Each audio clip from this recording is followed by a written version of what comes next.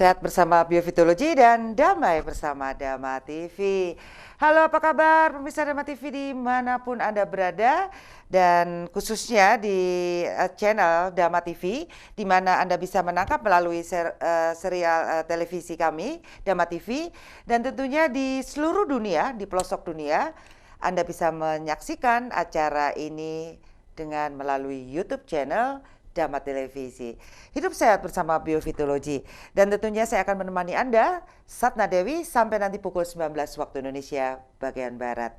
Kabarkan kepada sanak keluarga dan kerabat untuk mengikuti transfer energi di mana mungkin mereka membutuhkan untuk kesehatan mereka. Baiklah, kita sapa dulu CEO dan founder Biofitologi Indonesia, Bapak Agus Sulaiman. Apa kabar, Pak Agus? Sehat selalu. Sehat dan berbahagia hari ini ya Pak Agus ya, karena amin. bisa berbagi hal yang bermanfaat untuk pemirsa yang membutuhkan. Pemirsa Dama TV, interaksi akan dilakukan pada segmen kedua karena kita akan membahas salah satu tema yang menarik pada saat ini, dan ini kayaknya kalau di Kota Malang ini banyak juga yang mengalami hal ini ya, yaitu mengenal paru-paru basah dan bahayanya bagi kesehatan. Nah, ini kita ketahui bahwa di Batu itu ada rumah sakit untuk paru-paru khusus ya Pak ya. Ya. Ini kita lihat dulu videonya ya Pak Agus. Boleh, ya. Monggo. Baik, pemirsa Dama TV, kita lihat video berikut ini.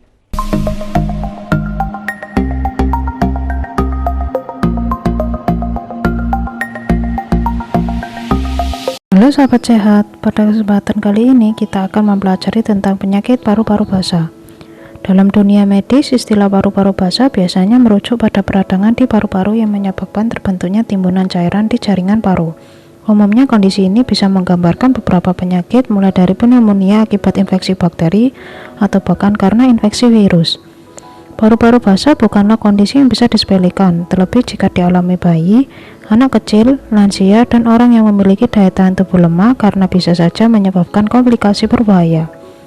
Secara umum, penyakit paru-paru basah dapat dikenali berkat berbagai gejala, seperti batuk kering atau batuk yang disertai dahak berwarna kuning, coklat, hijau, atau kemerahan, nyeri di area dada dan bertambah parah ketika batuk, nafas berat atau terasa sesak bahkan ketika sedang beristirahat, demam, menggigil, dan sering berkeringat, kehilangan nafsu makan, kelelahan atau terlihat tak berenergi, mual, muntah atau diare, dan jantung berdebar. Selain itu, ada juga gejala tambahan paru-paru basah yang muncul sesuai usia pengidapnya, yaitu pada bayi gejalanya bisa batuk atau mungkin tidak terlalu jelas, dan biasanya yang dapat muncul adalah bayi menjadi rewel dan sulit makan atau minum. Pada anak-anak usia di bawah 5 tahun, nafas bisa menjadi cepat dan berbunyi, dan pada orang dewasa gejala tambahannya bisa berupa linglung, mengantuk, bahkan menyebabkan koma. Sementara itu, jenis paru-paru basah bisa dikelompokkan dalam dua kategori. Yang pertama, transudatif. Jenis ini terjadi ketika kelebihan cairan berupa cairan yang normalnya ada di rongga pleura. Kondisi ini biasanya tidak perlu dikeluarkan kecuali memang kelebihannya sangat banyak. Kondisi paru-paru basah transudatif ini umumnya disebabkan oleh gagal jantung kongestif. Yang kedua, eksudatif. Paru-paru basah eksudatif muncul saat kelebihan cairan berupa cairan atau nanah yang terbentuk dari protein, darah, sel-sel terinfeksi, dan bakteri yang merembes dari pembuluh darah rusak ke pleura. Penyebab kondisi ini umumnya adalah pneumonia dan kanker paru-paru. Kelebihan cairan eksudatif biasanya harus dikeluarkan, namun perlu atau tidaknya juga tergantung pada jumlah cairan dan parahnya peradangan. Kondisi paru-paru basah bisa disebabkan oleh banyak hal. Beberapa gangguan medis yang paling umum sebagai pemicu diantaranya adanya kebocoran dari organ lain, kanker, infeksi, mikoplasma, penyakit autoimun, dan pneumonia aspirasi yang terjadi akibat masuknya benda asing seperti cairan lambung, makanan, atau air liur ke dalam saluran pernapasan.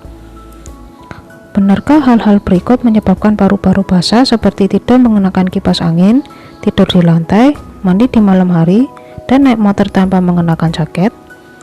Perlu Anda ketahui, dari sudut pandang medis, anggapan tersebut jelas kurang benar. Meski tidak menimbulkan paru-paru basah, dihimbau kepada siapa saja untuk tidak terlalu sering melakukan kegiatan-kegiatan tersebut, karena dapat menyebabkan kedinginan sehingga sistem imun bisa turun. Dalam kondisi imun lemah, seseorang otomatis lebih rentan mengalami sakit akibat masuknya virus atau bakteri. Jadi, kegiatan-kegiatan yang telah disebutkan bukanlah penyebab namun menjadi pendukung dari penyakit paru-paru basah. Berikut ini beberapa komplikasi yang bisa ditimbulkan pneumonia. Memburuknya penyakit kronis, di mana bila pengidap memiliki penyakit tertentu yang sudah ada sebelumnya, pneumonia dapat memperburuk kondisi penyakit tersebut. Yang berikutnya, bakteremia. Bakteri penyebab infeksi pneumonia juga dapat menyebar ke aliran darah pengidap. Abses paru-paru, di mana komplikasi langka yang kebanyakan dialami oleh orang dengan penyakit serius yang sudah ada sebelumnya, atau orang yang memiliki riwayat penyalahgunaan alkohol yang parah. Gangguan pernapasan, di mana pengidap pneumonia bisa mengalami kesulitan bernafas sehingga perlu menggunakan ventilator. Radang selaput dada, di mana lapisan tipis di antara paru-paru dan tulang meradang sehingga menyebabkan gagal nafas. Efusi pleura, pengidap dapat mengembangkan cairan di sekitar paru-paru di dalam pleura yang disebut juga efusi pleura. Bronkiktasis, kondisi yang dapat menyebabkan saluran udara paru-paru melebar secara tidak normal. Cara pencegahan paru-paru basah yang bisa dicoba diantaranya mendapatkan vaksin pneumonia dan influenza, menghindari kebiasaan merokok dan menghindari mengkonsumsi minuman beralkohol, sering mencuci tangan dengan air bersih, menjaga kebersihan lingkungan dengan membersihkan rumah secara teratur, menghindari kontak langsung dengan orang yang sedang sakit, beristirahat dengan cukup, mengkonsumsi makanan sehat bergizi seimbang, menutup mulut dan hidung ketika bersin, minum banyak air putih, dan menggunakan masker jika berada dalam lingkungan yang berpolusi atau bila dekat dengan orang yang sedang batuk dan pilek.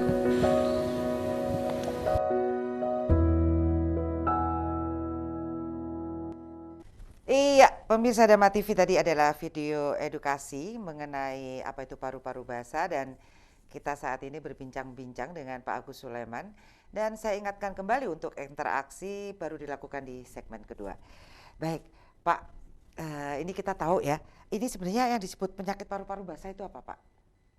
Jadi di dalam paru-paru itu ada cairan. Ada cairan ya. Ini dari mana sebenarnya cairan ini? Macam-macam. Ada yang dari kebocoran organ lain masuk di situ, atau ada mengidap kanker itu jadi menimbulkan keluar air.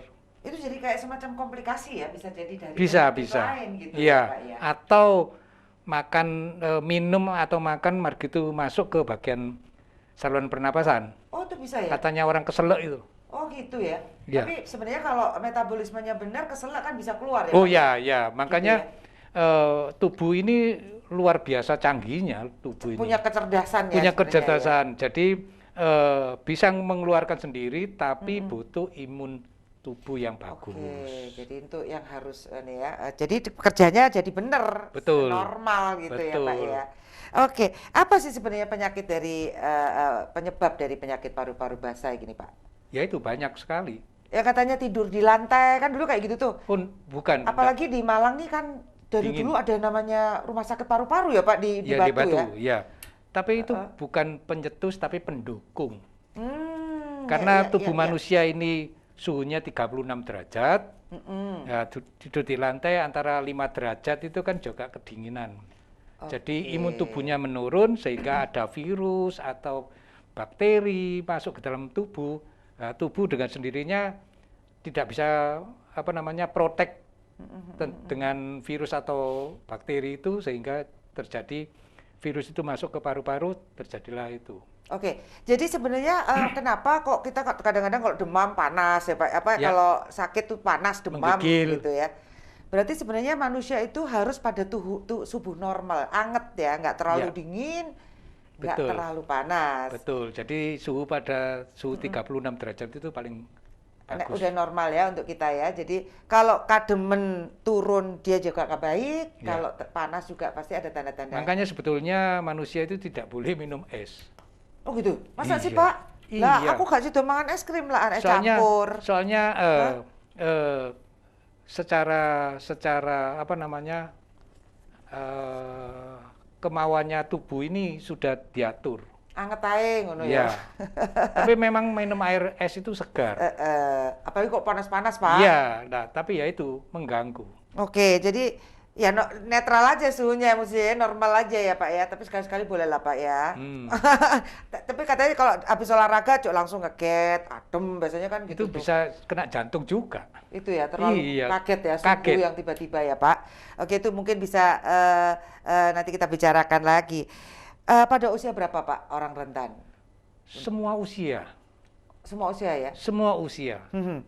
Tergantung dari imun tubuhnya itu terganggu enggak. Oke, dari mulai bayi sampai lansia ini ya Pak Iya. ya. Terus apa sih Pak bahayanya kalau ini terjadi paru-paru basah ini Pak?